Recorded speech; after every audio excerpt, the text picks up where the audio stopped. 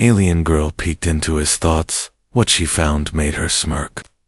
Kale woke up to the sound of metal doors sliding open. The air was cold, smelling like chemicals and burnt wires. He tried to move, but his wrists were locked in heavy cuffs. His vision cleared slowly, and he saw strange figures around him. Tall, thin beings with glowing eyes and smooth silver skin. They spoke in a language he could not understand, but their sharp movements told him they were not here to welcome him. He was dragged into a bright room with walls that seemed alive, shifting and moving like liquid metal. In the middle stood a young alien girl, smaller than the others. Her skin was a soft shade of violet, and her eyes glowed faintly like two moons. She wore a dark robe, and around her neck hung a small crystal that pulsed with light. She didn't look like the soldiers. There was no armor, no weapon, only a quiet confidence in the way she stood. One of the taller aliens spoke to her in their language. His tone was firm, almost demanding. The girl nodded slowly, then stepped toward Kale. Her gaze was sharp, studying every detail of him.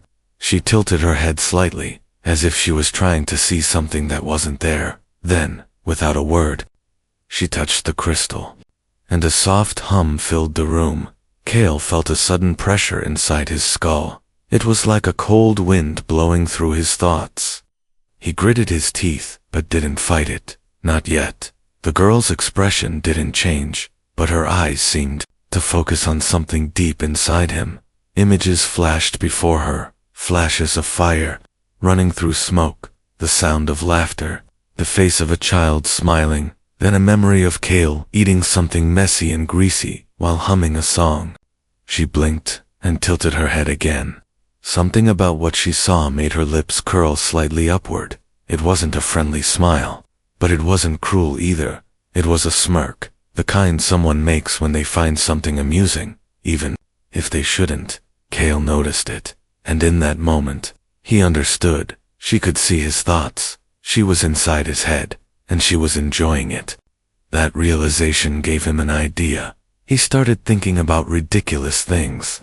A dancing cow in a space helmet, the sound of a squeaky toy, and himself tripping over his own boots. The girl's smirk deepened. Her eyes narrowed like she was trying to keep her composure, but the corner of her mouth twitched.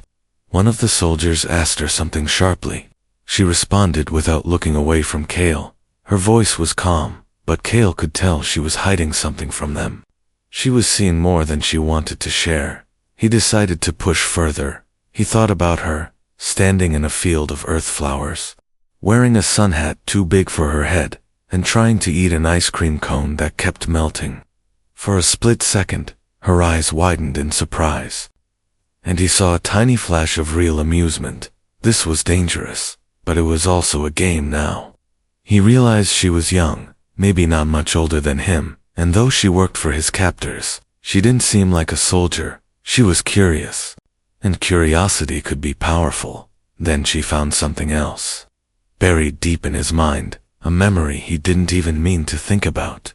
A small alien child, trapped in rubble, crying for help, and Kale lifting heavy stones with his bare hands to free her. He hadn't known what species she was back then, but he had carried her to safety without thinking. The girl froze, her smirk faded for the first time, and her eyes softened. She looked at him differently now, not as a prisoner, but as someone she wanted to understand. The soldiers didn't notice. They thought she was simply doing her job, but Kale knew something had shifted. For the first time since he was captured, he felt a small spark of hope. The girl stepped back, ending the scan. She turned away from him. Speaking softly to the tall alien leader, he gave a short, sharp nod, and the soldiers dragged Kale away. But before the door closed, he caught her looking at him one last time. The smirk was back, smaller, but now it carried a secret. She had seen something in his mind that she wasn't going to tell them, and that meant only one thing: she might just be on his side. The cold corridor stretched on as the guards pulled Kale back to his cell. The sound of their boots echoed like distant thunder. But his mind was not on the footsteps. It was on her, the strange alien girl who had seen his thoughts and smirked, as if she knew something no one else did. She had been different from the others, not just in the way she looked, but in the way she reacted. There had been no hatred in her eyes, no cold military judgment, only curiosity and something else. Hours passed, or maybe it was longer. The alien base had no windows, only the constant glow of white-blue lights that made it impossible to tell time. Cale sat against the wall, his wrists still bound, replaying every second of that moment in the scanning room. He wondered if she would come back. He didn't know why he cared, but he did. The sound of the cell door sliding open broke his thoughts. It wasn't feeding time, and the guards weren't with her. She stepped inside alone, her crystal pendant glowing faintly in the dim light. She closed the door behind her and just stood there for a moment, watching him. He didn't speak, waiting to see what she would do. Finally, she walked closer, her bare feet silent against the floor. Her voice was quiet but sharp, asking him why his mind was so different, why his thoughts moved like rivers instead of straight lines like her people's. Cale smiled faintly and told her that humans don't think in one direction. He said their minds were wild, unpredictable, and sometimes even dangerous. She didn't seem afraid. In fact, she sat down on the floor across from him, as if the thick walls around them and the threat of her people's laws meant nothing. She told him her name, Lyria, and admitted she had never met a human before today. Her tone was not cold or official. It was almost like she was confessing a secret. Cale studied her face as she spoke. She was young, but her eyes carried the weight of someone who had seen too much. When she asked him about the strange images he had pushed into his mind for her to see, he laughed quietly. He explained they were jokes, memories, and random thoughts meant to confuse her. She tilted her head like she didn't fully understand, but her lips curved slightly, as if the idea of someone using their own mind as a weapon amused her. Her crystal flickered as she leaned closer. Her people had strict orders to extract information, but here she was, speaking to him like an equal. She told him the military wanted to know about human tactics, weapons, and strategies, but she couldn't see those in him. Instead, she saw flashes of warmth, stubbornness, and strange humor. She admitted those things unsettled her commanders, because they could not control what they could not understand. Cale saw the conflict in her eyes. She was torn between duty and curiosity. He decided to push just a little more. He told her humans had a habit of protecting those they cared about, no matter the cost. He said it was in their nature to fight for someone, even when they had nothing to gain. For a moment, she looked at him like she was trying to read a language she didn't know. Then she stood up abruptly, as if remembering she wasn't supposed to be there for too long. Before she turned to leave, she leaned down slightly, her voice barely above a whisper, telling him she didn't believe everything her commanders said about humans anymore. The door slid open, and she was gone, but Cale knew this was the beginning of something dangerous. She had already stepped outside the lines of her orders, and once someone starts doing that, it's only a matter of time before they choose a side. Cale didn't see her again for 2 days, or at least he thought it was 2 days. In this place, time was a blur.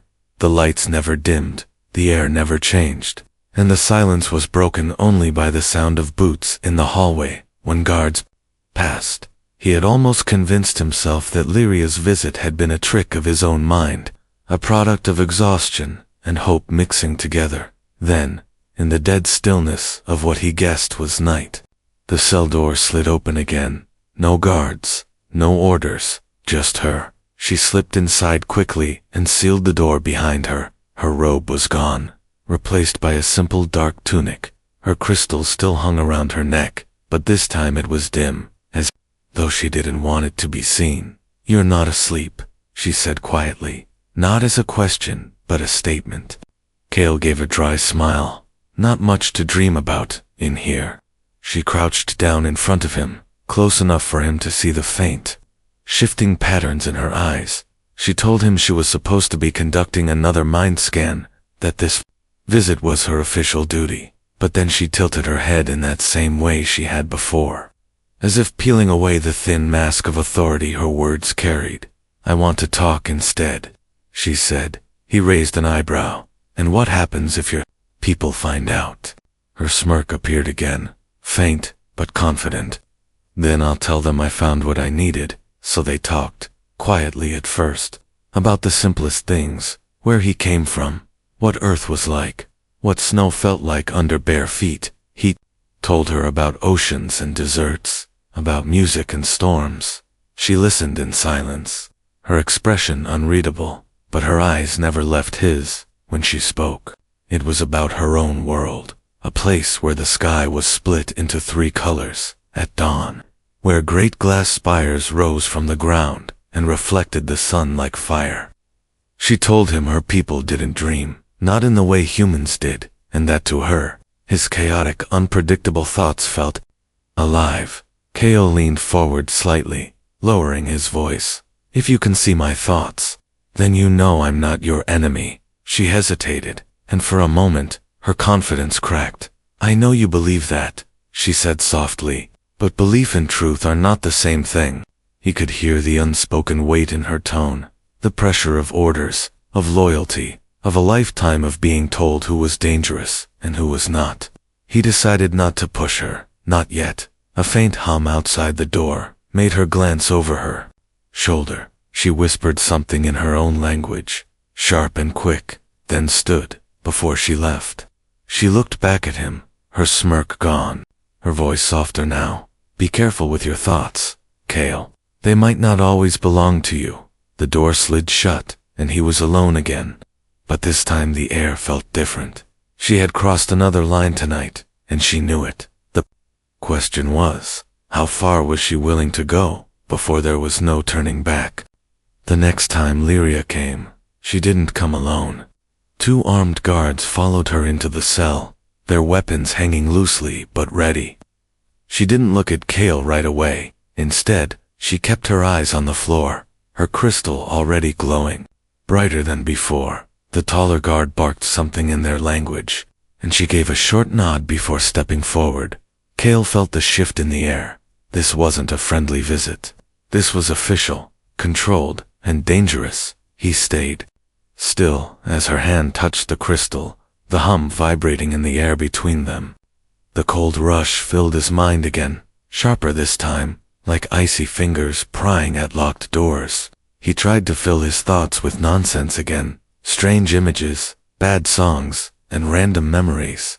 But her focus was different now. She wasn't playing along. Her mind moved with purpose, slicing through distractions, searching for something hidden, and then, without warning, she found it. The image burst into her vision before either of them could stop it. The rubble of a collapsed building, smoke curling into the air, and Kale on his knees, lifting broken metal beams with bloodied hands. Beneath them, a small alien child. Her skin, the same violet shade as Lyria's, reaching out with trembling fingers.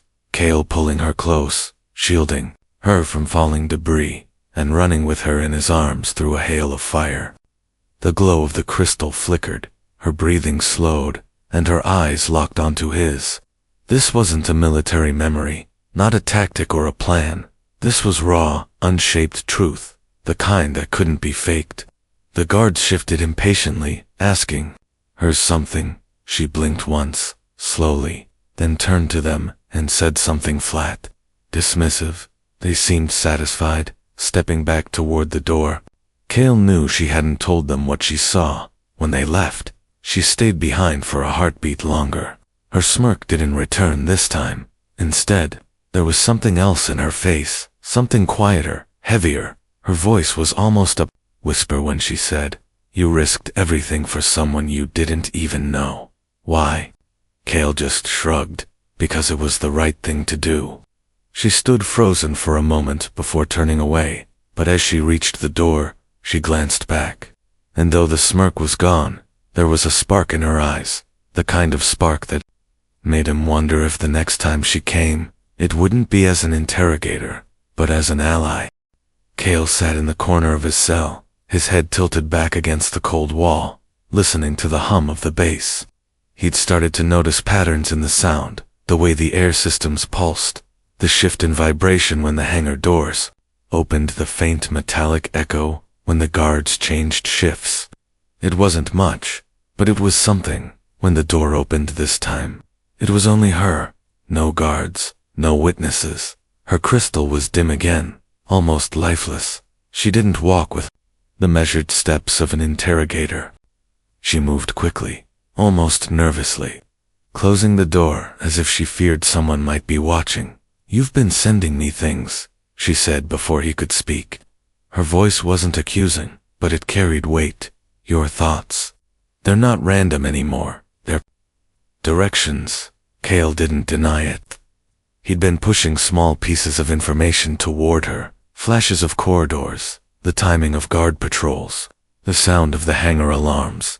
Nothing she could easily explain to her commanders, but enough to form a picture, if she wanted to see it. "I know what you're trying to do," she said, her eyes fixed on him. "And if I help you, they'll kill me." He met her gaze steadily. "If you don't, they might kill us both anyway." For a long moment, she didn't speak. The faint hum of the bass filled the silence. Cale could almost hear her thoughts moving, weighing choices, measuring danger against something else. Finally, her lips curved, not in the same casual smirk as before, but in something sharper, more deliberate. "I could create gaps in their vision," she said quietly. "They'd see what I want them to see." For a short time, Cale leaned forward. How short? Her crystal gave a soft flicker, long enough to get to the hangar. "If you don't hesitate," he nodded once, slow and sure. "Then we do it soon." Her eyes narrowed. "If we do this, Cale, you don't look back for me. No heroics, no second chances. We either make it together, or not at all." He almost smiled. "Deal." But as she turned to leave, he sent one more thought toward her, buried beneath a layer of noise. A single image of them both outside the base, free, under an open sky. She froze for half a second before stepping out, and though she said nothing, he caught the faintest flicker in her expression. Not fear, not doubt, but the dangerous beginning of hope. The base shifted from quiet to alert without a sound. One moment, the corridor outside Cale's cell hummed like always. The next, it felt sharp, awake, dangerous. Lyria slipped in with a breathless urgency, her crystal dim, her eyes brighter than before. She didn't waste words. She touched the cuffs. A soft pulse ran through the metal, and they fell open with a dull clink. "Walk with me and don't think in straight lines," she whispered. Then she opened the door, and the world changed. The hallway looked empty, light steady, cameras staring, but Cale felt a pressure around them like warm fog. Lyria was building a veil, bending sight and sound with thought. He followed her pace, not fast, not slow, just part of the rhythm of the place. 2 guards marched toward them, eyes forward, weapons ready, and walked right past without blinking. To them, Cale and Lyria were nothing but air. They turned a corner, and Lyria winced. "A watcher ahead," she murmured, "a mind like mine." Cale remembered the pulse patterns he had counted for days. 3 long, 2 short, then a shiver when the hangar doors cycled. He tapped that rhythm against his thigh, letting it fill his head. Scattered with imagined rain and rolling thunder, Lyria caught the beat and layered it over her veil. The watchers' awareness brushed them like a cold hand searching a dark room, then slipped away. They reached a checkpoint where a door scanned heat signatures. Lyria's lips parted, her breath unsteady. They started tracking heart patterns, she said. Cale nodded once, then began to breathe in a syncopated pattern, off-tempo, messy, the way a man might breathe after running too hard up a hill. Lyria mirrored him, their combined noise confusing the sensor just long enough. The door opened with a tired sigh. Sirens wailed in the distance, not close yet, but moving. Lyria's crystal flickered like a star in wind. "I can't hide us from the whole base," she said. "Not for long." Cale kept his voice even. "Then we don't stay long." They entered a long corridor lined with windows that showed nothing. but their reflections. Lyria lifted a hand, and the reflections shifted. In the glass, Cale saw a different scene entirely. An empty corridor, untouched and clean. The cameras would record that, not them. Footsteps pounded from behind, a squad, turning into the corridor at a run. Lyria's fingers trembled, sweat beaded along her hairline. She threw a second veil over the first, not emptiness, but a decoy. Halfway down the corridor, a fake image of Cale sprinted and turned left. The squad roared after the phantom and vanished around the bend. They slipped through a maintenance door and into a low passage, filled with pipes and steam. Heat pressed against Cale's face, the metallic taste of the air thick and sour. "We're close," he said. "I can feel the hangar gate." "I know," Lyria replied, her voice thin but steady. "But there's a sentinel by the bay. He doesn't see with eyes, he listens with hunger." Cale crouched to her level, then feed him noise. She shut her eyes, and the air felt like it thickened. Cale filled his mind with everything loud and ridiculous he could find. The worst marching song from training camp, a clapping pattern that never landed on the beat, a memory of a cheap fan rattling on a summer night. Lyria caught it, amplified it, spun it into a storm. When the sentinel's mind brushed theirs, it recoiled, as if it had bitten into static. They came out above the hangar on a narrow catwalk. Below, ships rested like sleeping animals. Tugs crawled, lights blinked, ground crews yelled. Lyria leaned on the rail, color draining from her face. "Leftmost service ramp," she said. "Courier. Shuttle. Old code layer. It might let me in." Cale put a steadying hand under her elbow. "Move." They crossed the catwalk, descended a ladder, and merged with the traffic, like they belonged there. Lyria painted a skin of normalcy over them. To the crew, they were just two technicians with a job to finish. A captain looked right at them and waved them past. Cale didn't blink. The courier shuttle sat, squat and ugly, perfect. At the hatch, a panel blinked for authorization. Lyria pressed her palm to the glass and closed her eyes. Her lips moved. Not words, not exactly. More like a soft humming that matched the shuttle's dormant pulse. The panel hesitated, flickered, then turned green. The hatch slid open. Inside, everything smelled like oil and dust. Cale moved fast, buckling Lyria into the co-pilot seat. Strapping himself in, he scanned the controls.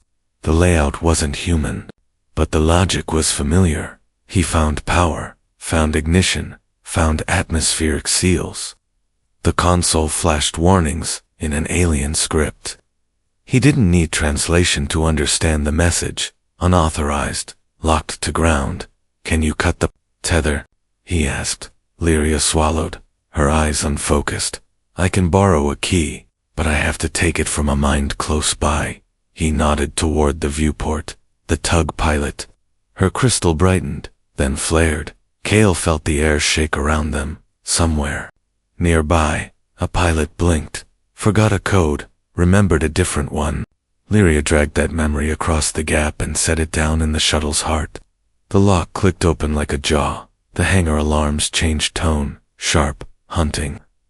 Someone had noticed a ship waking up without orders. Red lights bathed the bay. The great outer doors began to slide, not open, close. Cale lifted the shuttle. It rose rough, the engines coughing. Lyria's hands floated over dead switches, turning them alive with whispers. Voices shouted outside. A guard leveled a rifle. The first shot sparked off the hull like angry hail. "Force field," Cale said, eyes cutting to the blue shimmer, sealing the bay. "I can't punch through it." Lyria bit her lip until it bled. "There is a narrow window when the doors move, a breath between layers." "Tell me when," he said. Steady as stone, the shuttle slid sideways to line up with the narrowing opening. Ground crews scattered, the tug lurched, and a siren screamed close to the hull.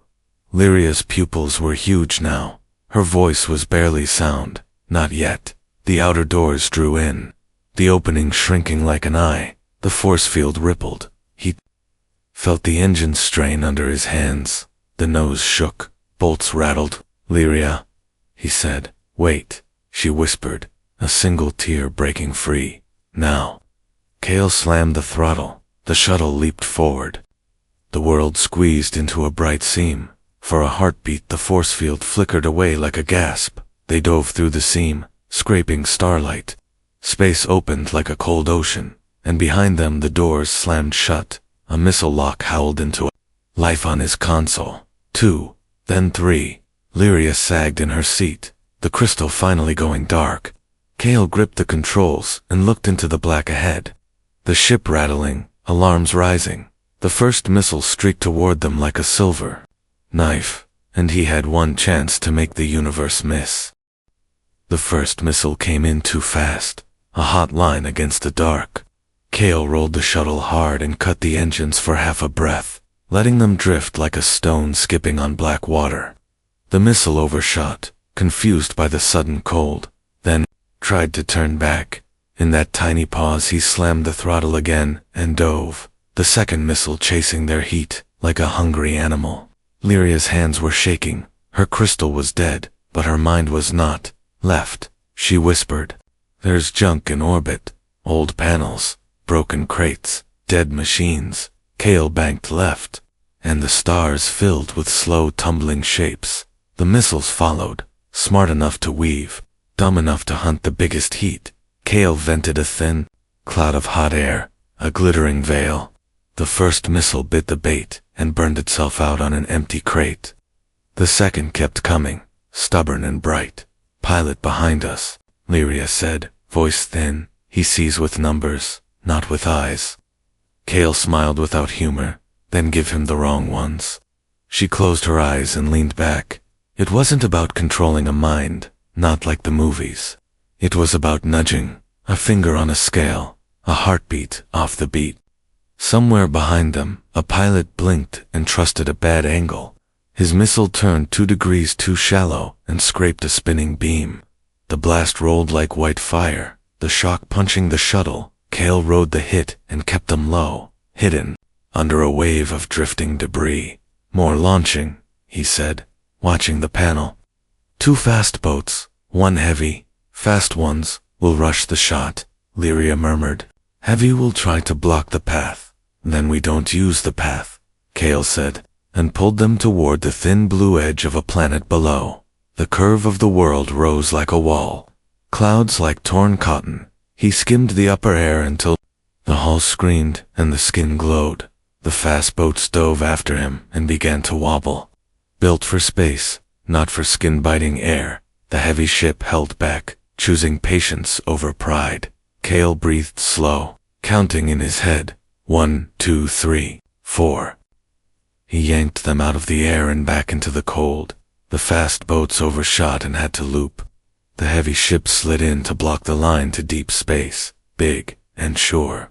They want us to turn right, he said. So left is nothing, Lyria said, then paused. Unless we make it something, show me, he said. She leaned over the console, her fingers hovering a centimeter above old metal. Not touching, just listening. There's a dead jump gate out there, she said, scrapped, forgotten, but its heart remembers a pattern. Can you wake it? Cale asked. Not fully, she whispered, but I can make it sing. And if you hit that note at the right time, it will throw us farther than our engines can. Cale's mouth went dry. If we miss, we don't, she said. And for the first time since the hangar, her smirk returned, small and fierce. The heavy ship grew larger in the viewport, a wall of armor and guns. The fast boats curved in like knives. The dead gate drifted to the left, a ring of broken ribs. Cale angled toward it, and the heavy ship shifted to cut him off, confident and slow. The fast boats fired, bright lines clawing the dark. Cale rolled, and the shots slid past like rain. Sing, he said. Lyria set her palms flat and hummed. The note was not pretty. It was old and rough, a memory of power.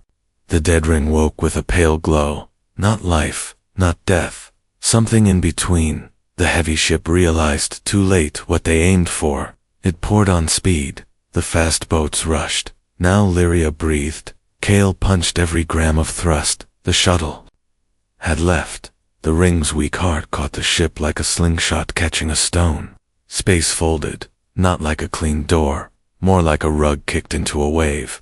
The shuttle shuddered, lights dimmed, metal groaned, and they were flung, not far, but far enough. The heavy ship fell behind, a shocked giant. The fast boats missed their angle and arced wide. Silence followed, deep and sudden. No missiles, no shots. Only the thin hiss of systems trying to hold. Together, Lyria slumped, breath shaking.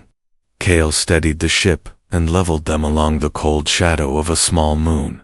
The cratered surface rolled under them like an old scar. "We're not safe," he said, "but we're away." Lyria nodded, eyes half closed. "I can hide our echo for a while." He glanced over and saw the blood on her lip, the tremble in her fingers. Without thinking, he unbuckled, reached across, and wiped the blood with the back of his knuckle. She stared at him like he had broken a rule he didn't know existed. Then she laughed once, soft and tired. The sound of a person who wanted to be surprised by kindness and finally was. "Don't go into my head," he said gently. "Rest first." She smiled without opening her eyes. "I already was." He leaned back, ready to argue, and then felt it, a feather touch at the edge of his thoughts. Not prying, just there. He didn't push her out. He let her see what he was not saying.